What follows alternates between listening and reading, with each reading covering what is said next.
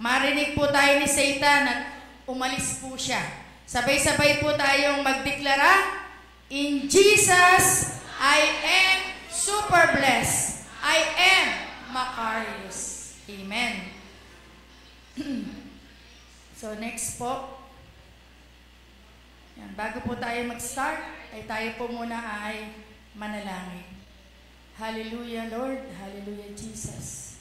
Father, we praise you and we glorify your name. Panginoon, maraming salamat sa isang napakagandang pagkakataon, O God, that we gather here today to worship you, to thank you. Lord, salamat sa iyong katapatan sa buhay namin, Panginoon. Patuloy, O God, na narito ka. Patuloy na ang protection mo, ang provision mo. Patuloy mo, Lord, na pinapadama mo sa amin, O God. Lord, sa umagang ito, patuloy na mangusap ka sa bawat isa sa amin. Patuloy, Lord, na yung message mo ngayong umaga ay tumanim hindi lang po sa aming isip, kundi ito po, Lord, ay umukit sa aming po mga puso. Upang, Lord, ito po'y maisabuhay namin. Hanggang po kami may lakas, hanggang kami may hininga, Panginoon, ay makapaglingkod kami sa iyo at makapagdala ng kaluluwa sapagkat ito, Lord, yung dakilang misyon na binigay mo sa amin, that we are created for a purpose. Hindi lang yung purpose na mabuhay kami, Panginoon, para sa aming mga pamilya, para sa aming sarili. Kung hindi, Lord, yung purpose na yon ay magampanan namin ang aming misyon. Ano ba yung misyon namin, Lord? Kung hindi makapagdala ng maraming kaluluwa sa iyong dakilang paanan. At Panginoon, tulungan mo na ang bawat sa amin, O God, mabago kami. Ngayon na naging born again ang aming mga spirit, O God, huwag na kaming mamuhay ng ayon sa aming sarili, kung hindi mamuhay kami ng naayon sa iyong kalooban. Salamat po, Panginoon, at sa umagang ito, lahat po ng gawa ng kaaway, amin pong tinatakwil, nire-rebuke in Jesus' name. Lahat na ito ay amin pong hinihiling ng may pasasalamat sa tanging pangalan ng aming Panginoong Jesus. Amen. Amen.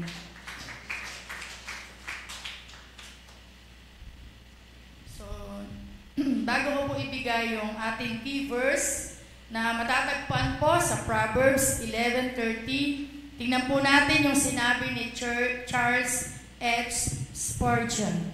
Ano po yung sabi niya? So, ang sabi po niya, you have never truly found Jesus if you do not tell others about Him. Tanong, mga kapatid, totoo ba na na-encounter natin si Jesus sa buhay natin? Kaya kang nahihiya kayo eh. Totoo po ba na na-encounter natin si Lord? Nakasama natin siya? Naramdaman po natin ba yung presence niya sa buhay natin?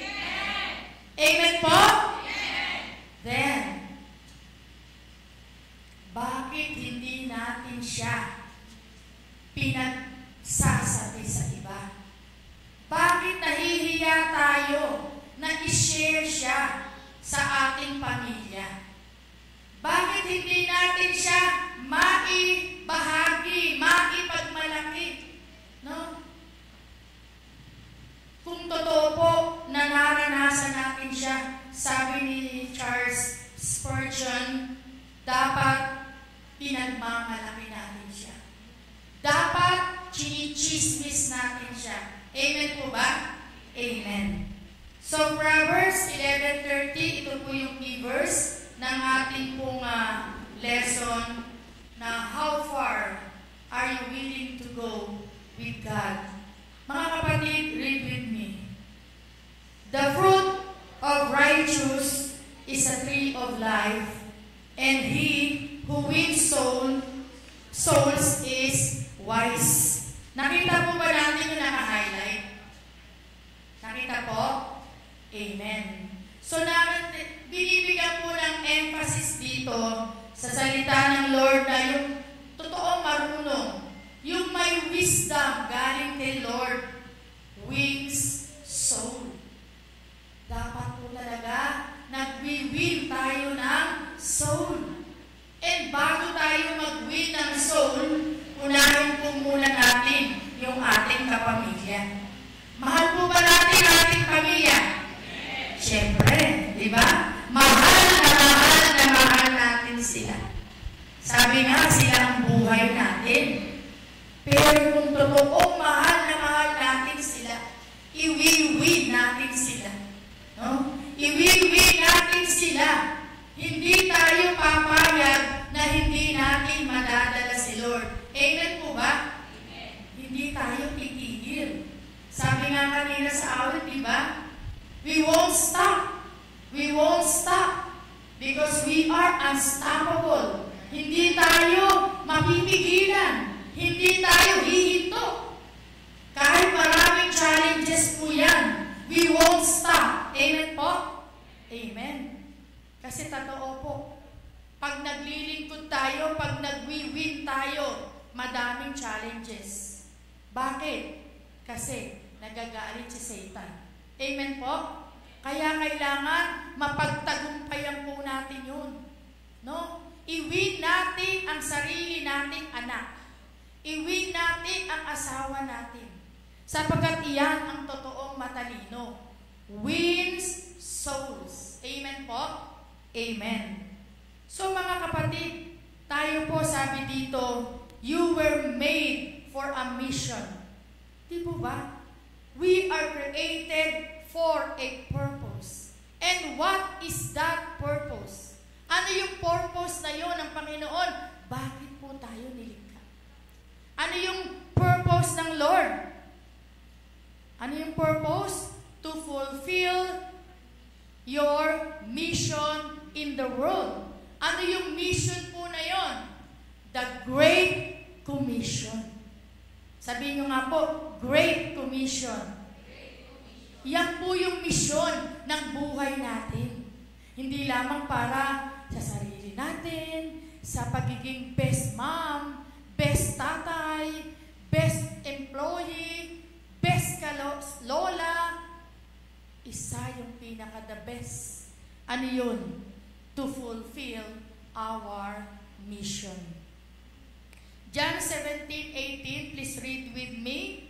In the same way that you gave me a mission in the world. Sino po yun? Jesus. Jesus gave them a mission in the world. At yung them na yun, tayo yun, mga kapatid. Tayo po yun. Binigyan tayo ng Lord na mission. Amen po? Sabi po ni Pablo sa Acts 20:24, ano po ang sabi? The most important thing is that I complete my mission. Sabi ni Pablo, na-complete niya yung mission. Ano yung mission? The work that the Lord Jesus gave me. Yun yung nakumpleto ni Pablo. Yung trabaho na binigay ng Diyos sa kanya. Amen po?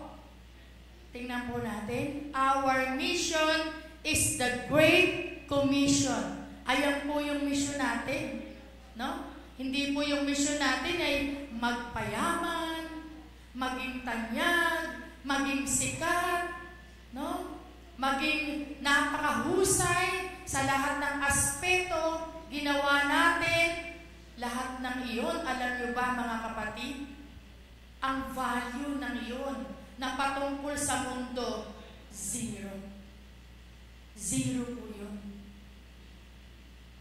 Ano ang may value? Yung bagay na may kinalaman sa Diyos. Amen? Yun yung tinatawag na mayroong eternal value. Ito, mga ginagawa natin ngayon. Diba? Nakaupo ka dyan ngayon, kapatid. Nag-invite ka pa. Sumundo ka pa. Naghatid ka pa. Nagluto ka ng merienda. Nag-share ka ng tinapay. Nag-share ka ng juice. Hindi yan zero. Anong tawag dyan? Things with eternal value. Amen po? Ayan ang ating mission. No? 2 Timothy 4:1 to 5. Please read with me. I charge you, therefore, before God and the Lord Jesus Christ, who will judge the living and the dead at His appearing and His kingdom. Verse 2, anong sabi? Preach the word. Ulitin nga po natin. Preach the word. No? I-preach daw po natin. Ituro natin. I-share natin. Ipangaral po natin. Ano pa ang advice sa atin ng Bible? Be ready. In season and out of season. Maging handa tayo. Convince, rebuke, exhort with all long-suffering and teaching. Ano ba yung makakapag-convince? Ano ba yung makakapag-rebuke? Gamit ang salita ng Panginoon. Amen po ba? Amen. So maging ready tayo. Tayo po ba ay ready, mga kapatid? Sino po ang ready? Nawala na uli. Sino po ang ready? Taas nga po ang kamay ng mga ready. Ayan po ang sabi ng Bible, ha? Be ready in season and out of season. 2 Timothy chapter 4 verses 1 to 5. For the time will come. Darating daw po ang panahon when they will not endure sound doctrine, but according to their own desires, because they have itching ears, they will heap up for themselves teachers, and they will turn their ears away from the truth and be turned aside to fables. Dumadating na nga po yun, mga kapatid, na ang tao ayaw na po nila ng mga sound doctrines. Ayaw na nila about faith. Ano na yung ini-enjoy nila? Lahat ng makapagpapa-enjoy sa sarili. Amen po? Tingnan natin, pansinin po natin, di ba? Anong gusto po ng marami ngayon? Yung ma-enjoy. Sabi nga nila, uy, enjoy ang buhay habang buhay, habang may lakas. Maganda po yun. Pero sabi, enjoy natin ang buhay kasama si Lord.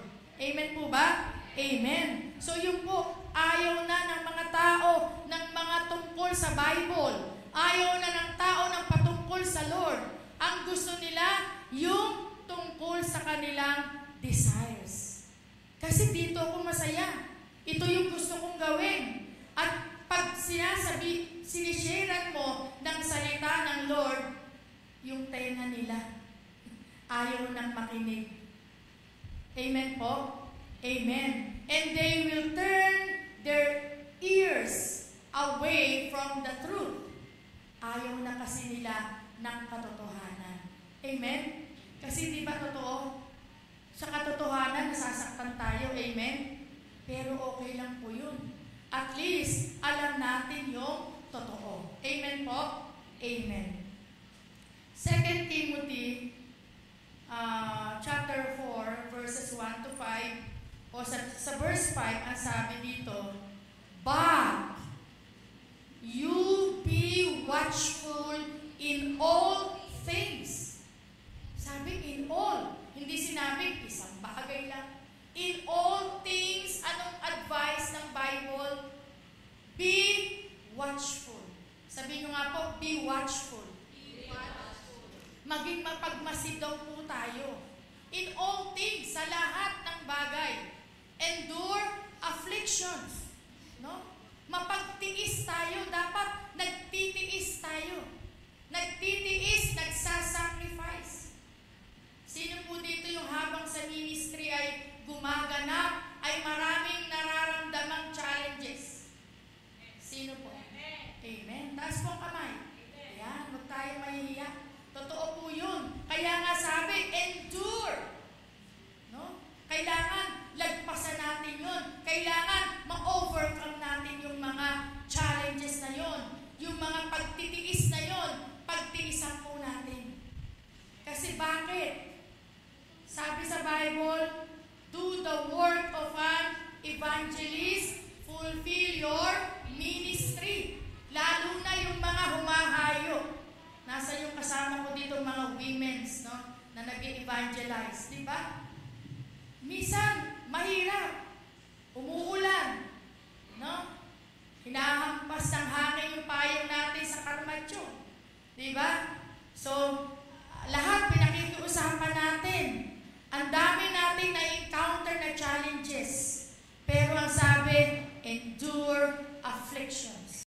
Kailangan yung mga challenges na yon, lalo na kung ginagampanan natin ang ating ministry, doing the work of the evangelist. Ano nga po bang ibig sabihin ng evangelist? It is a Greek word na evangelistes.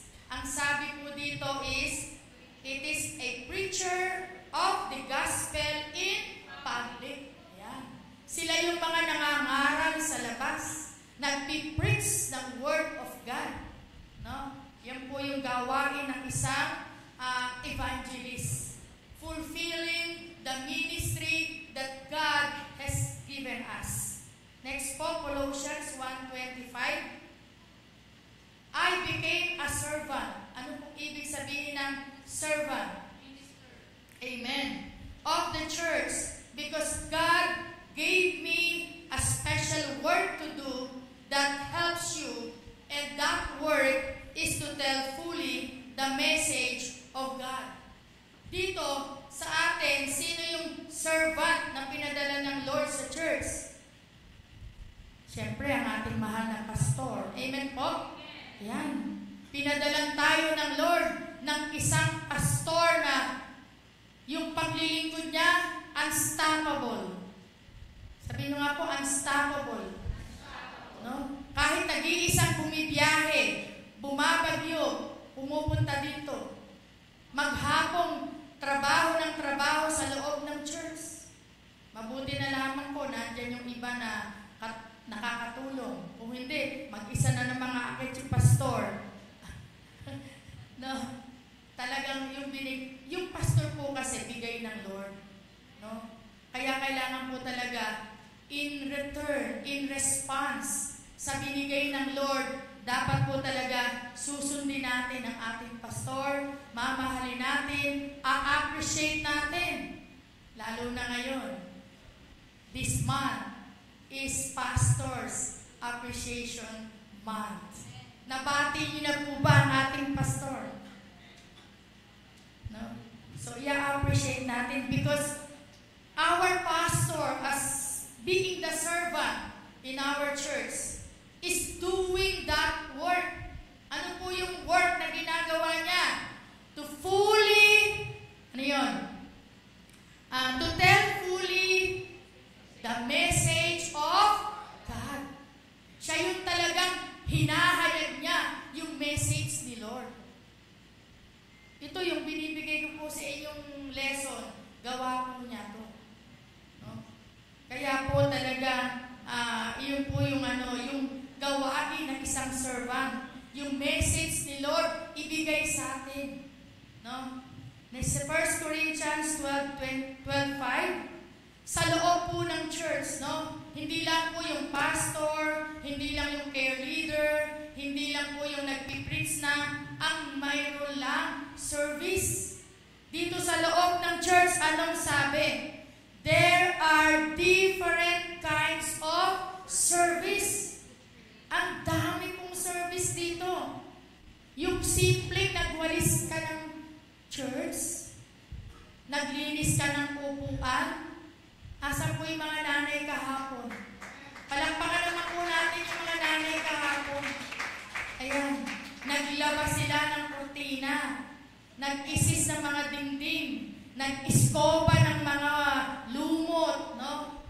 Yan. Nagluto. Nag-abot ng tubig. Ako, hindi ko matandaan yung sinabi ni Pastor noon. Mag-abot ka lang ng isang basong tubig sa lingkod ng Lord. Yung reward niya, reward mo din. Amen po ba? Nag-abot ka lang ng tubig. Si Pastor, hindi natutulog sa kagagawa ng lesson. Palakpakan nga ng malakas ang ating Pastor.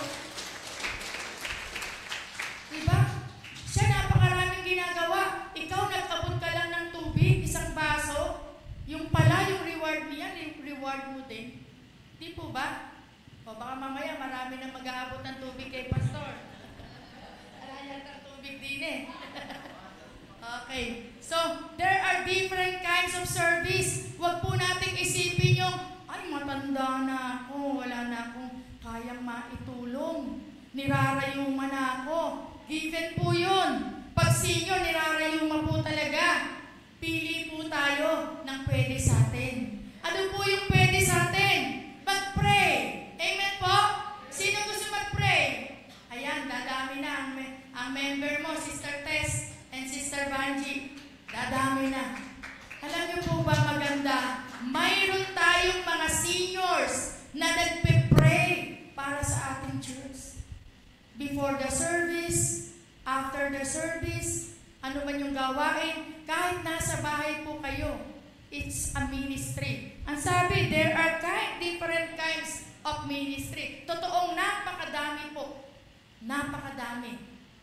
Ang kailangan lang po natin is yung puso natin. Mag-desire tayo humakbang. Amen po ba? Humakbang para maglingkod because it is the same Lord we are serving. Iisa lang yung Diyos na pinaglilingkuran natin. Amen? Nagpunas ka ng silya. Sino bang pinaglingkuran mo? Di ba yung Diyos na pinaglilingkuran nila, Pastor? Diyos na pinaglilingkuran ng mga care leaders? So, mga kapatid, walang maliit na bagay na paglilingkod. Wala pong maliit. Ang tinitingnan ng Lord sa paglilingkod natin is yung status ng puso natin. Yung kalagayan ng puso natin. That are you happy in serving the Lord? Happy po ba kayo? Para yatang hindi natin ako nga mga face. Happy po ba kayo in serving the Lord? Yes, yan lang talaga. Pag mahal mo si Lord, walang pagod, walang panghihinayang, because you are happy serving the Lord. At yun po dapat yung ating motivation. No po? Walang maliit na ginagawa. Lahat na yan may value sa Panginoon. Amen po ba? Amen. So, tingnan po natin ito. Ministry versus mission. So, tingnan po natin difference ng dalawa. Yung ministry daw po, yung paglilingkod mo, your ministry is your service to the believers inside the church. So, ministry pala yun. Pag yung ginagawa mo, inaabutan mo ng merienda si kapatid, inaakay mo si kapatid, hinahanapan mo siya ng upuan, ayan, pinagpe-pray mo siya. Pag dito ginagawa sa loob ng church, sa iyong kapatiran, that is ministry. Amen po? And what is mission? Your mission is your service to unbelievers. That is outside the church. So, iyon yung ginagawa mo. Kaya pag lumalabas ka, humahayo ka, mission yun. Amen po ba? So, nauunawaan po ba natin what's the difference? So, si ministry, ginagawa sa loob ng church. Yung mission, ginagawa sa labas ng church. Amen po ba? Eh, sabi ng iba, paano sister? Hindi ko pa kayang humayo. Anong ba dapat natin gawin? Hindi na tayo kahayo. Kasi hindi po ako sanay mag-share. Kapatid, sumama tayo.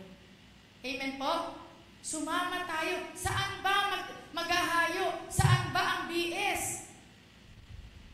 Kapag tagumpay ang BS, you are part. Amen? Part ka. Yung ginawa ni sister na nag-share, kasama ka din dun. Amen po ba? Amen. Kaya, ito po ang ating gawin ngayon. Saan ba kayo hahayo, sister? Sasama ako. Amen? Kaya po ba natin, mga women's? Amen. Ayan po, no? Siguro po, sa susunod na hayo namin, marami na tayo. No? May magdadala pa ng tinapay niya, may magdadala pa ng juice. Amen? Palakpakan po natin ng Lord. Sa Isaiah 6:8, ito po ang sabi. Then I heard the Lord asking. No? Ano po ang sabi ng Lord? Whom should I send as a messenger to my people? Who will go for us? And I said, Lord, I'll go, send me. Kaya-kaya natin yun, mga kapatid. Pag nagsasabi si pastor, sinong sasama sa akin? Pag sinabi ni care leader, sinong gustong sumama sa amin? Hahayo kami. Anong sasagot natin? Ano po sagot natin yan? Lord, I'll go, send me. Diba? Napakaganda ng sinabi ni Propeta Isaias. Lord, I'll go. Gusto kong sumama. Send me. Kung saan mo ako padadala, sasama ako. Amen po ba? Amen. John 20:21, again, Jesus said, Peace be with you. As the Father has sent me, I am sending you. Diba? Si Lord, pinadala si Jesus. Anong sabi ni Jesus? I am sending you. Diba? Ang sarap din marinig doon, no? Padadala ka ni Lord sa, dito muna sa ating malapit-lapit, ha? Padadala ka ni Lord sa Likod Resort. Sama tayo. Amen? Padadala ka ni Lord sa dulo ng tapon. No? Alam ni Lord kung saan tayo padadala. Napakadaming lugar na gustong pagdala ni Lord sa'yo. Ano lang ang iniintay ni Lord? Yung ating sagot. Ano yung response natin? Lord, ulitin natin. Lord, I'll go, send me. Amen po? Ulitin po natin. Lord, I'll go, send me. Yan. Yan po yung gustong marinig ni Lord. Dito po yung word na ano yun? Apostle. Sa Greek word po ito ay apostelio. Ano pong ibig sabihin nun? Ito po yung root word ng apostolos, send out. No? Send out para saan? Properly on a mission. To go a place appointed. No? Malay nyo, barangay lang pupuntahan nyo. Then, bigla-bigla, pinadala kayo ni Lord sa ibang bansa. Amen po? Amen. No? Kaya, tayo lang po ay maging isang apostle. No? Okay, next. Roma 1:1 po. From Paul. Sino po si Paul? A servant of Christ Jesus and an apostle. Chosen and called by God to preach His good news. Yan, isa po si Pablo sa tinawag ng Diyos. Tinawag siya dun sa sitwasyon na siya ay kumakalaban sa Panginoon. Amen po? Amen po ba? Tayo din po tatawagin dun sa isang sitwasyon natin na alam ng Diyos na dun sa panahon na ikaw ay nanghihina o ikaw ay isang tumutuligsa, yan. Doon po tayo tatawagin sapagkat si Pablo po doon tinawag. Paul or Pablo is chosen and called by God to preach His good news. So, apostle, ano po sa Greek word? Apostolos. Sabihin nyo nga po, apostolos. Ayan. A delegate, specifically an ambassador of the gospel. No? Officially, a commissioner of Christ with miraculous powers, messenger, he that is sent. Next po sa Revelations 2:2. Alam niyo po ba, ang lahat ng bagay na ginagawa po natin, alam po ng Lord yan. Sabi po niya, I know what you have done. I know how hard you have worked and how patient you have been. Alam ng Diyos, kapatid, ano yung ginawa mo sa Kanya, gaano ka nagtrabaho, at gaano ka ka-patient dun sa ginagawa mo na pagkakatawag sa'yo. Hindi po natin maililihim lahat sa Panginoon. Kasi alam ng Lord lahat ng ginagawa natin. Amen po ba? Next po.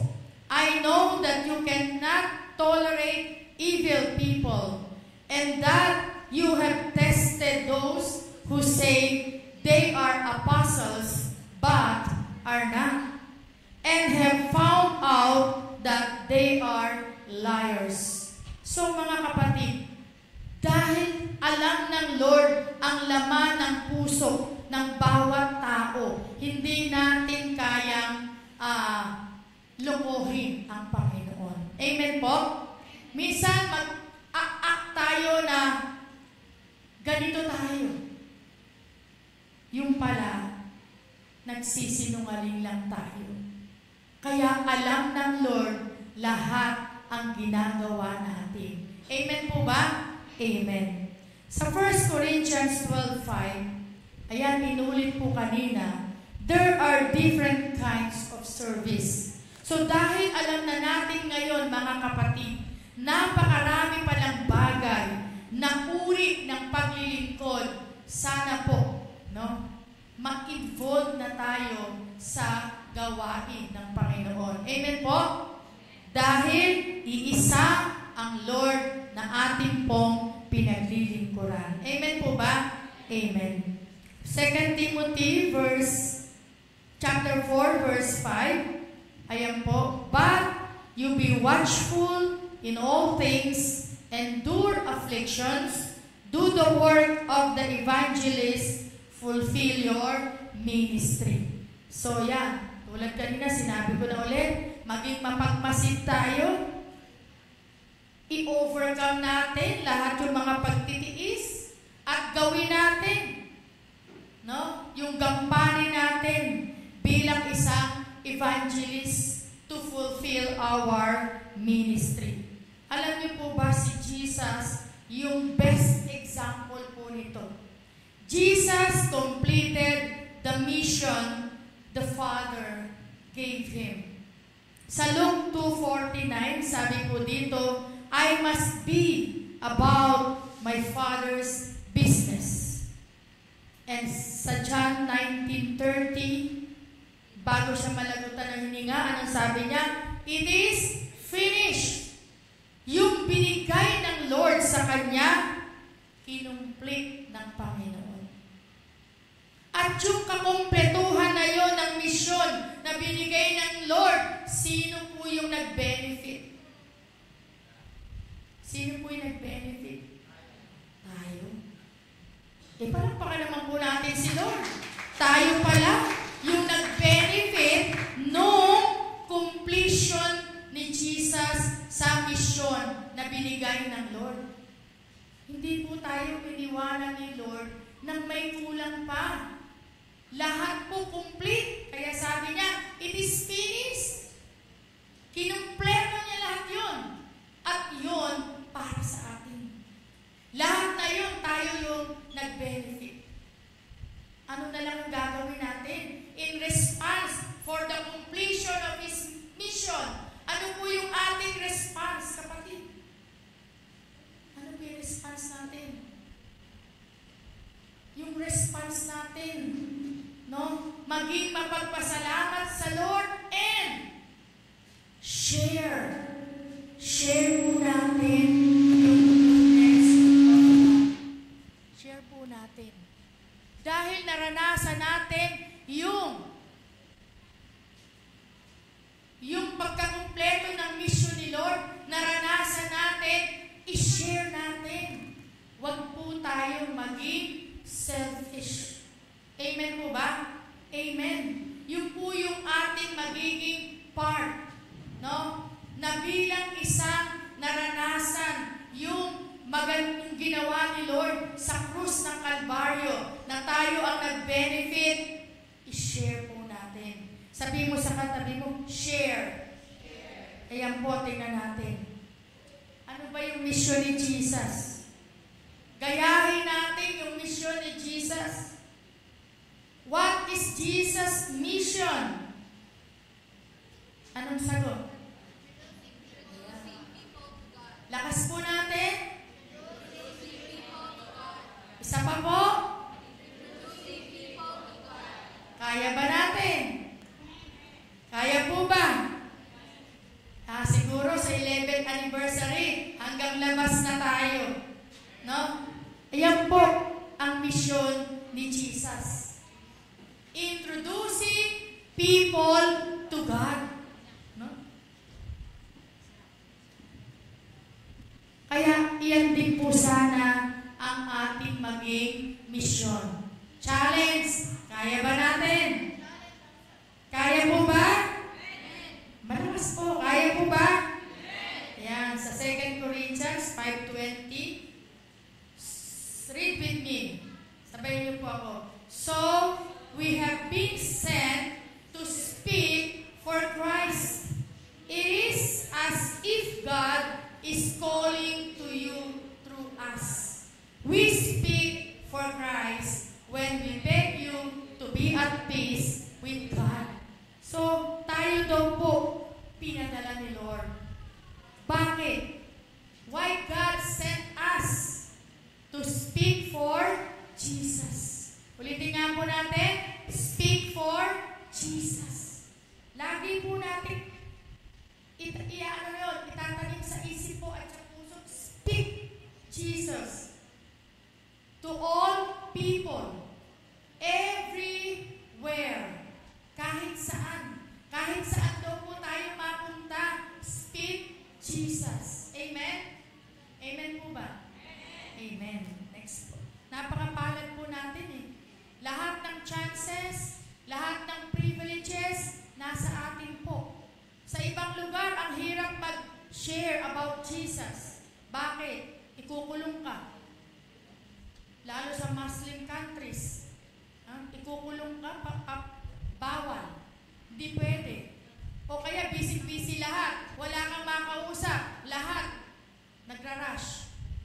Dito. Sobrang free natin. Kaya kapatid, let us always take the chance. Let us always take the opportunity to speak Jesus everywhere. Amen po ba? Amen po? Puso naman ang marites. I-marites natin si Lord. Ano ba yung ginawa sa ni Lord kanina? Ano ba yung ginawa ni Lord sa iyo kagabi? Ano ba yung ginawa sa ni Lord ngayon? Share po natin. I-share natin yung katapatan ni Jesus. Amen po ba? Amen. Ayan, sabi nga po ni Charles Spurgeon, you have never truly found Jesus if you do not tell others. Yan po ang patunay. Na totoo ba na na-encounter ko si Lord? Totoo ba na naranasan ko si Lord? Then why? Why you don't tell to others? Bakit hindi natin kayang ipagsabi? Amen po? Bakit pag iba, kaya-kaya natin ipagsabi? Amen po ba? Lagi sana maging practice natin si Lord ang ating ibalita. Amen po ba? John 4:28-29. Then, leaving her water jar, the woman Samaritan went back to the town and said to the people, come, see a man who told me everything I ever did. Could this be Christ? Tingnan nyo nga yung Samaritan woman. No? Inano na talaga niya, hinayag niya na na-encounter niya si Jesus. John 1:40-42. Andrew, Simon Peter's brother, was one of the two who heard what John had said and who had followed Jesus. The first thing Andrew did was to find his brother Simon and tell him, we have found the Messiah, that is the Christ. And he brought him to Jesus. Jesus looked at him and said, you are Simon, son of John. You will be called Cephas, which when translated is Peter. 2 Corinthians chapter 5, verse 18, Christ changed us from enemies into His friends and gave us the task of making others His friends too. Tanong, kapatid, kaibigan ng apo ba tayo ni Jesus? Before we were enemies, amen? Ngayon po ba enemy pa tayo? Hindi na po. Tayo po ngayon ay kaibigan. Sino po naniniwala ng kaibigan na tayo ni Lord? Pumalakpak nga po ng malakas. Amen. Christ changed us from enemies into His friends. Kaya kung gusto mong umiyak kay Jesus din, iyak tayo. Kung gusto mong magsabi ng problema mo kay Jesus, magsabi po tayo. Bakit? Because Jesus is our friend. We are not His enemy anymore. Hindi na tayo kaaway. Mula nung tayo po ay nakipagkaisa kay Jesus, tayo po ay hindi na kaaway ng krus. Tayo ay Kanyang kaibigan. We are Jesus' best friend. Sabihin niyo nga po, I am Jesus' best friend. Kaya kung best friend ka, binigyan ka ni Lord ng task. Binigyan ka ni Lord ng trabaho. Ano yun? Basahin po natin. Making others His friends also. Kaya kung kaibigan ka ni Jesus, yan ang binibigay sa iyo ni Lord. Ano yung gampanin mo ngayon? Gawin mo rin na kaibigan ng iba si Jesus. Amen po? Kaya po ba? Pumalakpak po tayo. Ayan. Ngayon po mga kapatid, ibibigay ko sa inyo, malapit na po akong matapos, the importance of your mission. Ano nga ba ang kahalagahan ng aking mission? Number 1, basahin po natin. It is a continuation of Jesus' mission on earth. Napakapalad natin, kapatid. Ikaw, yung pinagpapatuloy ni Lord ng Kanyang misyon. Hindi yung mayaman, hindi yung matalino, hindi yung sikat, hindi yung popular. Sino? Ikaw, ako, tayong lahat. Amen po? Amen. Tayo yung magpapatuloy ng misyon. Payag ka ba, kapatid? Kaya po ba? Amen. Jesus calls us not only to come to Him. Tandaan po natin, napakaganda nito. Nang binabasa ko ito, ang ganda. Jesus calls us not only to come to Him, but to go for Him. Sipin nyo, no? Nagbago lang yung verb, na iba na yung meaning. Tinatawag ka ni Jesus, hindi lang para lumapit sa Kanya, kapatid. Bakit ka tinawag ni Jesus? To go for Him. Sumama sa Kanya. Kayo, kapatid, tanong ko, gusto ba niyong sumama kay Jesus? Gusto ba niyong sumama kay Jesus? Amen. Tara, sakay na tayo sa biyaheng langit. Huwag naman ngayon. So, yun po, di ba napakaganda? Ikaw, pag tinatawag ka ni Kapitan, ni Mayor, sasama ka sa Kanya, are you proud? Proud ka ba? Ba, syempre. Tinawag kaya ako ni Go. Tinawag kaya ako ni Mayor. Sabi ni Mayor, samahan ko daw siya. Proud na proud ako. Amen? How much more, kapatid? Kung ang nagsasama sa'yo, si Jesus, hindi ka ba proud? Sino ang proud? Amen. Dahil ang nagsasama sa iyo, hari ng mga hari, Diyos ng mga Diyos. Kung ang kayang ibigay ni Mayor ay 5,000, 3,000, ganito, ganong kayang ibigay ni Lord? Amen? Walang amount. Di po ba? Walang amount. Next po. So our mission is the Great Commission. Matatagpuan po yan sa Matthew 28:19-20. Ayan po, napakaganda. The greatest command. The greatest commission. Sa Tagalog, dakilang atas. May atas. Ano po yun? Sabayan niyo po ako. Therefore, go and make disciples of all the nations, baptizing them in the name of the Father and the Son and the Holy Spirit. Teach these new disciples to obey all the commands I have given you. And be sure of this, I, Jesus, sabi niya, am with you always, even to the end of the age. So yun talaga, kapatid. May dakilang atas. Go! Lumabas po tayo and make disciples. Lumabas tayo, humayo tayo. Sa paghayo natin, kapatid, huwag tayong matatakot. Bakit? Ang sabi ni Lord, I am with you always, even to the end of the age. Kasama mo, hari ng mga hari. Bakit tayo matatakot? Amen? Amen. So 2 Corinthians 5:18, Christ changed us from enemies into His friends and gave us the task of making others His friends also.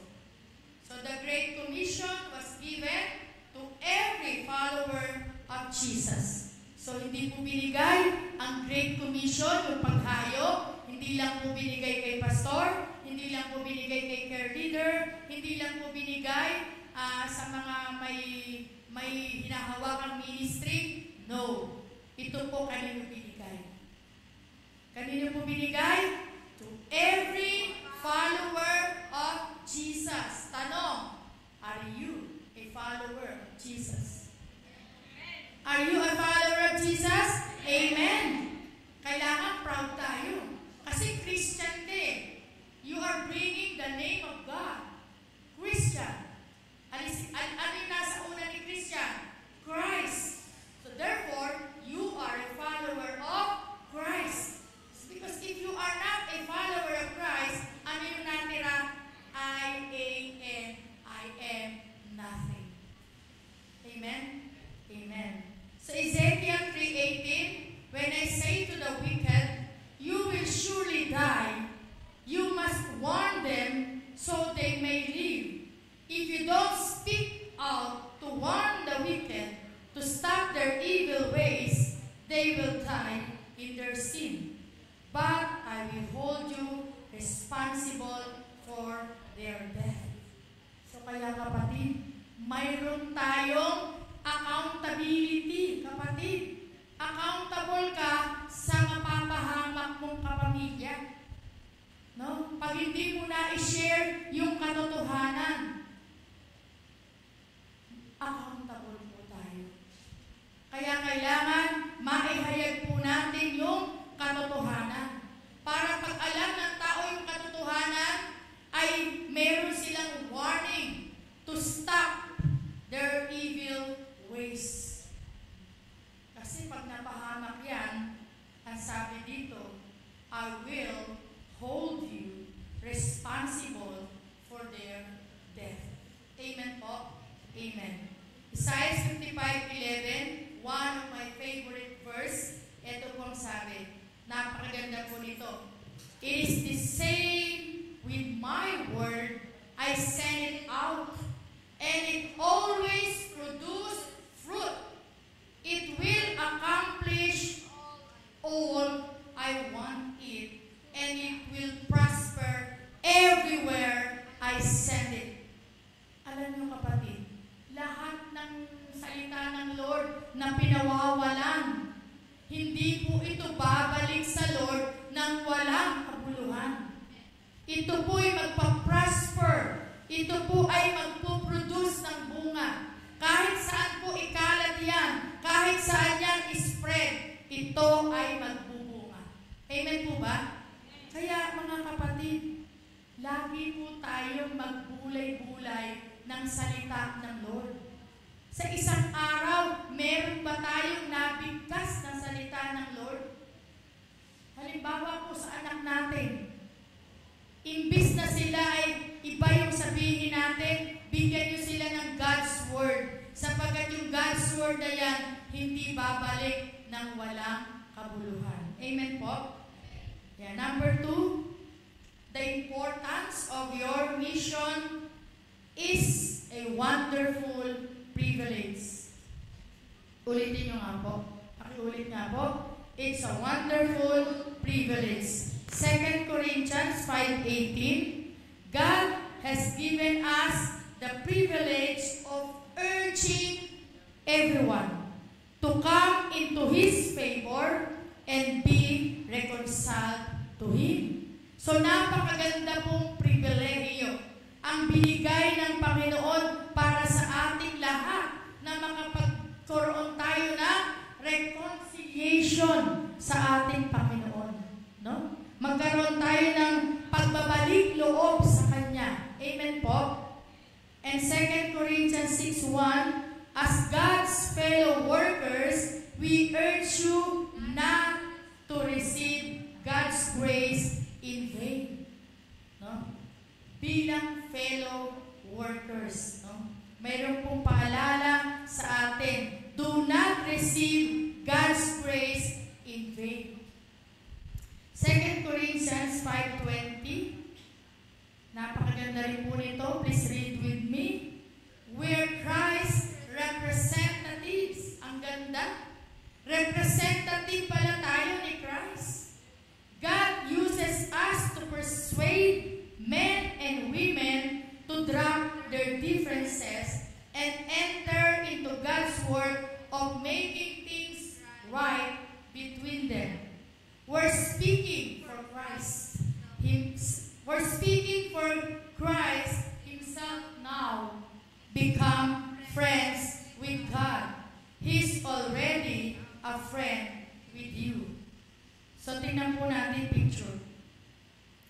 Telling others how they can have eternal life is the greatest thing you can do for them. Halimbawa, meron kayong makilala, kaibigan, kapamilya, na meron siyang karamdaman, nakakausap niyo pa siya.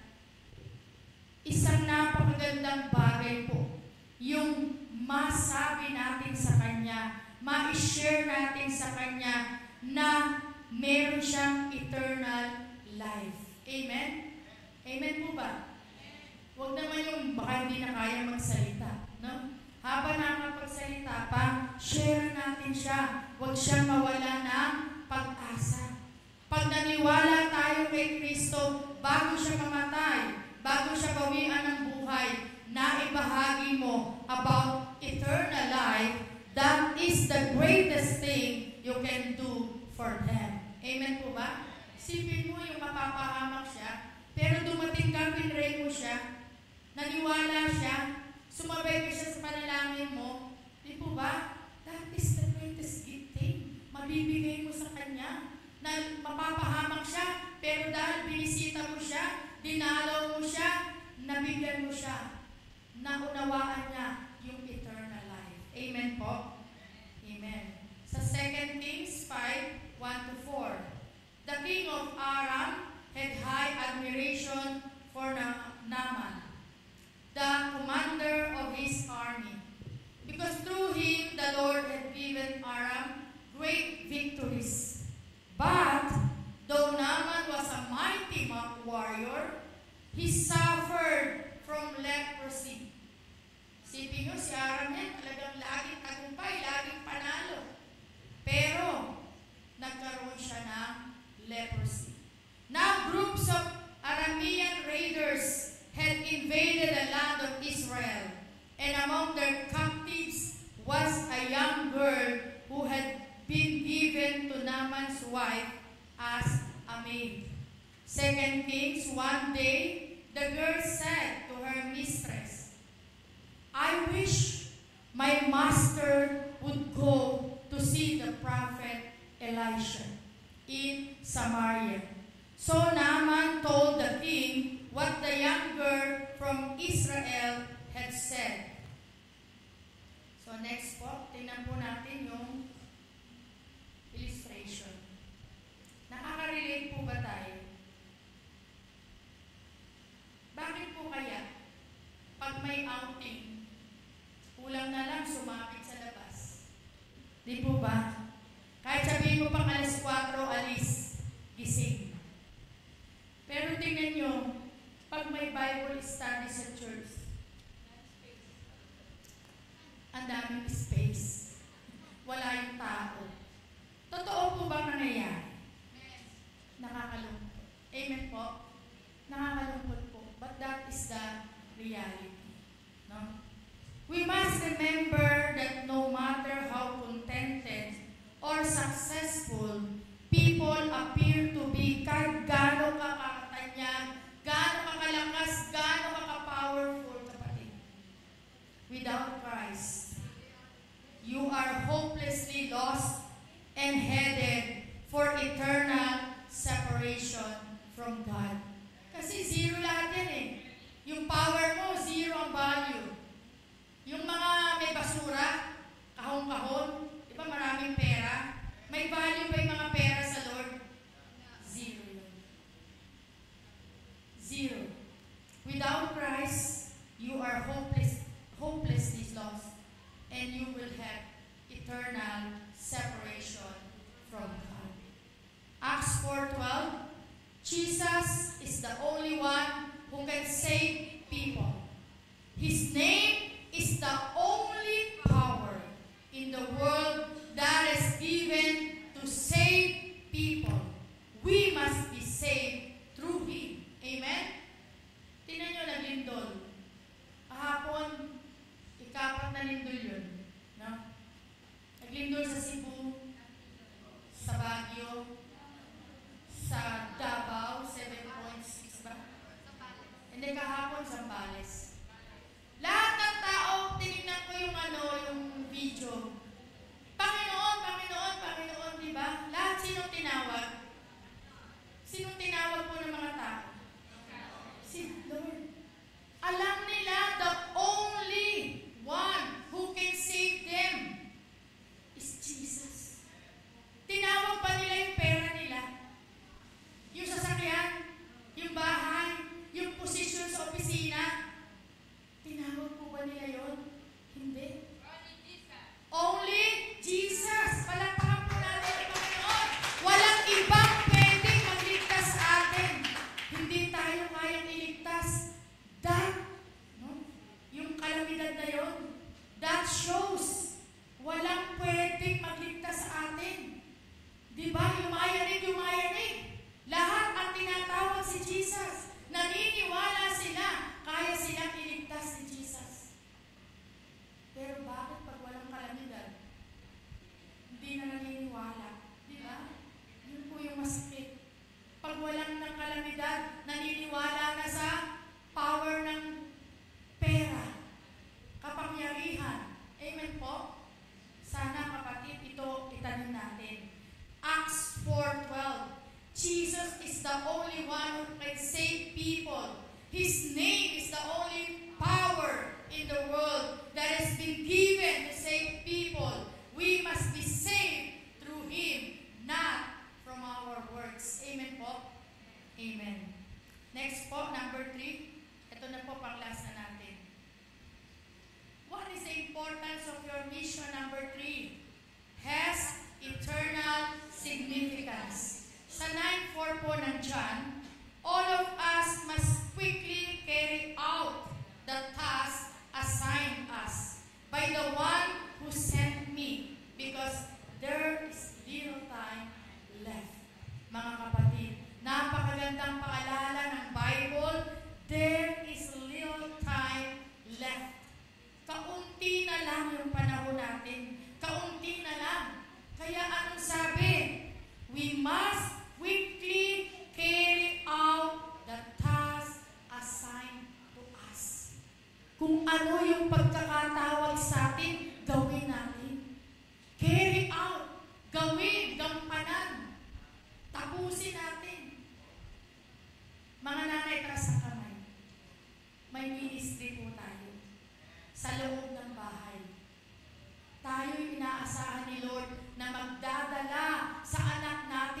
church. Mga tatay, taas ang kamay. Yan, di po ba sabi nila, fathers are the foundation. Kayong haligi ng tahanan. Malaki yung ating responsibility, our task, assigned. Kaya nga ginawang tatay, may gagampanan ka sa iyong pamilya. Amen po? Amen. Now, tanong, how will I share my faith in Jesus effectively? Paano ba natin isi-share ang faith natin kay Jesus? Number one, anong gagawin natin? Nag-share. Amen? Nag-share tayo ng gospel. Nag-share tayo, huwag tayong mahihiya. Kahit pagtawanan tayo ng iba, okay lang po yun. Sabi nga, mapalad yung mga pinagtatawanan ng dahil kay Jesus. Amen? Kahit pa sabi, ba yun? Totoo ba yan? Di ba? Minsan ganyan, di ba? Yung iba, pagka nagsasabi tayo, totoo ba yan? Sabi na iba, di ba? Okay lang yun.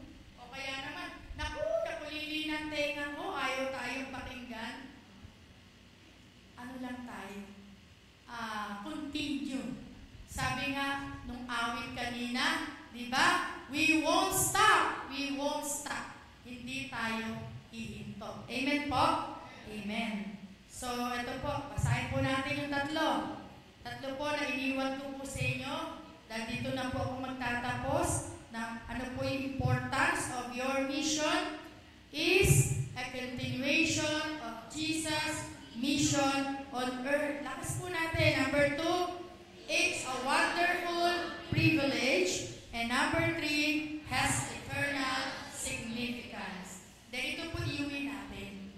No? Ito po iuwi natin. At gawin po natin bilang nanay, bilang tatay, I challenge you, mga kapatid. Basahin po natin. Tell your families and friends about Jesus. Ulitin po natin ng malakas. Tell your families and friends about Jesus. Tanong, challenge accepted po ba? Lakas po natin. Sige po, tayo po'y tumayo at tayo po'y manalangin. Father in heaven, we praise you and we glorify your name, O God. Lord, salamat po sa isang napakagandang mensahe, O God, na binigay mo po sa amin, Panginoon. Salamat po, O God, na unawaan namin sa oras na ito na mayroon pa kaming misyon. Minsan, Panginoon, nagiging busy na kami sa trabaho, sa family. Nakakalimutan namin, Lord, yung nga palang misyon namin na ihayag ka namin, i-share ka namin, lalo na, Panginoon, sa aming mga pamilya, O God. Bilang mga nanay, Lord, it's our responsibility na ang aming mga anak, madala namin sa iyo. Bilang mga tatay, Panginoon, nahalili kami ng aming tahanan. Napakalaki, Panginoon, ang aming pananagutan sa aming mga anak. Kaya, Panginoon, tulungan mo kami na sila ay madala namin sa iyo. Na kamukha namin, Lord, maranasan namin, O God, ang dakilang kapangyarihan mo. Maranasan namin na maging kaibigan mo, Panginoon. Maranasan nila na tulad namin ay maging tunay mong mga anak by adoption, O God. Lord, maraming salamat sa challenge na ito, Panginoon, na i-share ka namin sa aming families, i-share ka namin sa aming friends. Huwag lamang kami nananatiling, kami lang ang may kilala sa iyo. Salamat, Panginoon, sa umagang ito, Panginoon, na yung puso namin ay nabuksan. Kaya naman sa linggong ito, Panginoon, yung challenge mo, God, na i-share ka namin, gagawin namin, Panginoon. Dahil naniniwala kami, kasama mo kami. Mula sa umpisa ng church na ito, sa first year ng gawain ito, hanggang ika-10th year, Lord, hindi mo naman po kami iniwanan, hindi mo po kami pinabayaan. Kaya Lord, maraming salamat. Salamat po, God, sa ilamang papuri.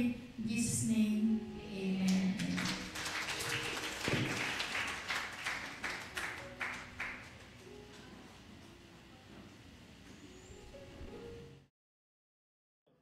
Good day, brothers and sisters.